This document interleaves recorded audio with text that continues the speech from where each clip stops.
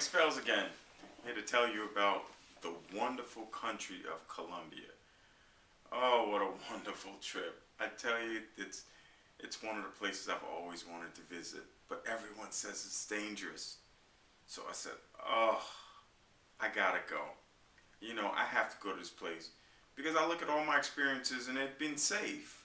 So I said, I gotta go to Colombia. So I flew in 2009, which is 2010 now. I think it was last year, late last year.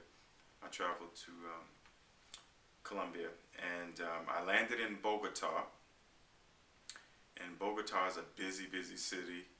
A lot of noise, just like most cities, and people are hustling and bustling around. And it was an interesting environment. It was kind of cold and damp while I was there, but I love the colonial buildings, the squares, like most Central American, South American, towns have these squares with the huge churches, and that was really nice. And stayed in a hostel, which was about $12 a night. Stayed in Bogota for a little while, then I took a flight to Medellin. We call it Medellin in America. It's supposed to be the drug capital of the world. I found out it's the plastic surgery capital of the world. Girls 16 years old get breast implants because that's where most people should go. I mean, actually, breast implants for $1,500 for breast implants. I guess that's much cheaper than America, and it's not third worldish. It's actually top-notch doctors, but we in America think everything's about America, but you can get that done there, safely by real doctors. Anyway, many people fly there on trips, and I understand it's very safe. But I went downtown Medellin, and I went up to an area it's called San Antonio. I took a cable car up in the mountains in the shanty shacks where people live, and it's pretty impoverished. You actually sail up this cable car up to the top of the mountain, and I said, I gotta go up there. So I actually, I was on a train first before I got to the cable car, and there was a guy that was with me that was out of my hostel who spoke Spanish and English, and we got on this train, and everyone is so small, so the young people would get on, and they go, oh my gosh, they would talk about me, and they didn't know I was with him, and they would translate for me, he would translate for me. It was hilarious.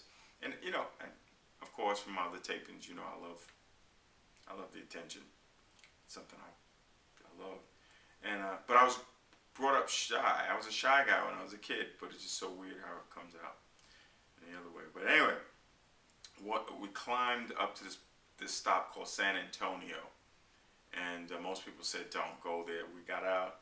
There was a huge museum there, and then we walked around the city, and everyone was looking, and some people tried to speak English, and they said we don't see too many foreigners here, because it's kind of unsafe. And I remember years ago, I used to the same place. I remember seeing on TV about shooting people, drug lords, and there was a lot of gang fights and everything like that. But we didn't experience anything like that, and we headed back.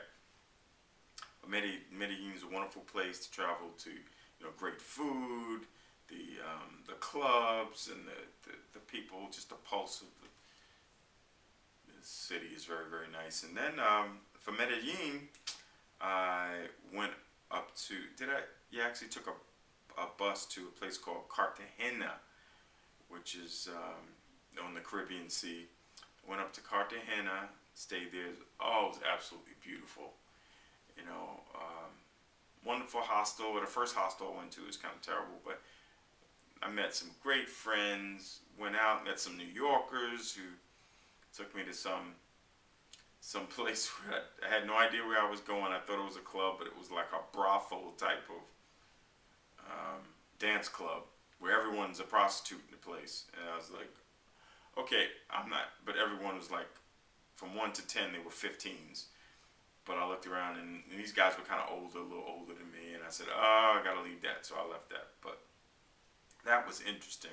So I walked back to my hotel, and after that, let's see, I went to a place called Santa Marta, which is another wonderful beach resort part of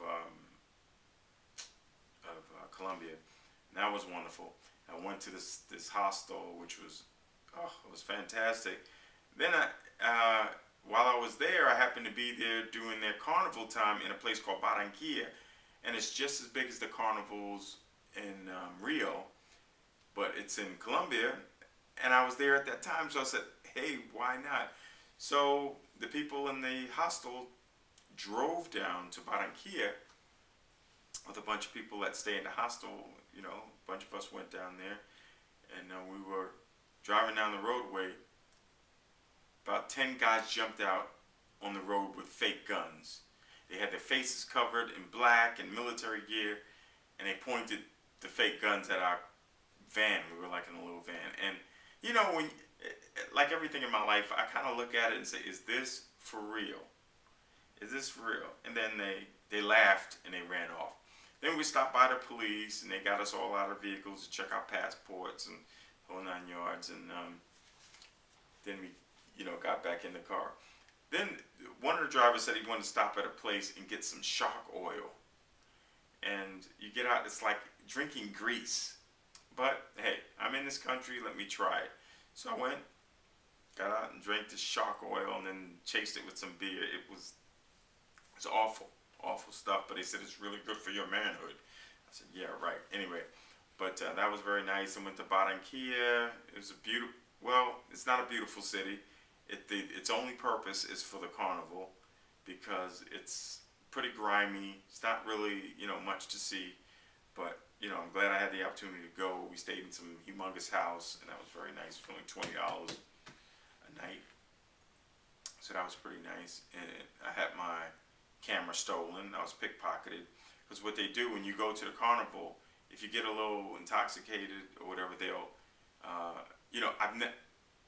I've never been robbed, because when people confront me, I know what I'm seeing. I'm an ex-cop, but I kind of, they can pickpocket me. If I'm not aware, I can be pickpocketed. So, one night they sprayed me with some soap, like everyone's spraying these stringy, soapy things in your face, and that's what they do there for the carnival.